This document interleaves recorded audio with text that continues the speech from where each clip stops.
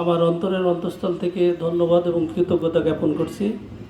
আসলে দুপুর হয়ে গেছে, খুব বেশি বিষয়ের বাইরে না যে আমি যেটা বলতে চাচ্ছি যে বাংলাদেশে আত্মহত্যা, বাল্যবিবাহ এবং শিক্ষা নিয়ে যে বিষয়গুলোর কথা আসলো আর কি, সেখানে আমি একটু তথ্যভিত্তিক একটু বলি যে কেন আত্মহত্যা করছে, কেন বাল্যবিবাহ দিচ্ছে। একটা হচ্ছে সচেতনতার অভাব।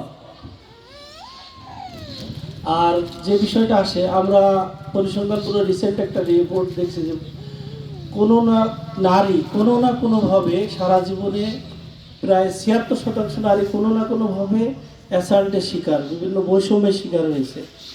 আসলে কারা শিকার হচ্ছে, কেন আত্মহত্যা করছে? আমরা বালিকা যখন বধূ হচ্ছে, সে আসলে খেলার মুখ থেকে যখন একটা সংসারের দায়িত্ব চলে যাচ্ছে, সে অনেক কিছুই কিন্তু বোঝে না, জানে না তার পারিপার্শ্বিকতা কী। আমরা বালিকা বধূ নিয়ে আসছি, তার কাছ থেকে আচরণ চাচ্ছি একজন বয়স্ক এবং যারা বোঝে এরকম আচরণ চাই, তখন কিন্তু সে ওইটার সাথে কোপ আপ করতে পারে না। আর ঝিনাইদহ জেলা আসলে আত্মহত্যা কেন্দ্রিক জেলা।